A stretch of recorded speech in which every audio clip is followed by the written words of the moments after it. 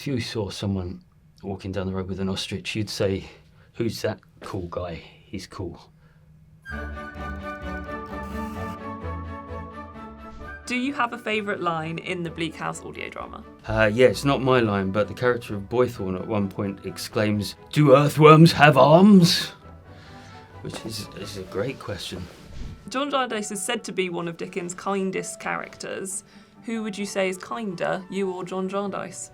John Jarndyce is certainly kinder than me. I don't think I've ever been described as kind. In fact, I once trod on an old woman's foot by accident in a charity shop. She was behind me and I stepped backwards and trod on her foot, and she exclaimed, and I'll never forget this, she exclaimed, "Oh, you are cruel!"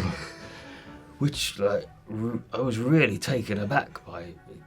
What a thing to say, and everyone in the shop turned round to look to see what I could possibly have done to this old woman, and I apologised, but she didn't seem to accept that apology, so I took it back again and put a curse on her. She's never allowed to cross the same river twice in a year or sleep twice in the same bed.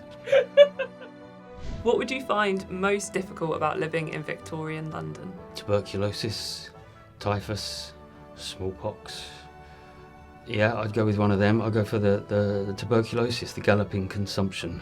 So the Victorians have just invented a full English breakfast and a Victoria sponge cake. Which one do you try first? I've tried both of those and they're both delicious. If I was to go to Victorian times, I would want to try one of the Victorian dishes that we don't get now.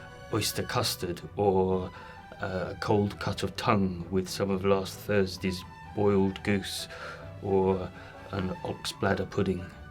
I'd try one of those before I tried the full English breakfast or the Victoria sponge. Dickens had a pet raven.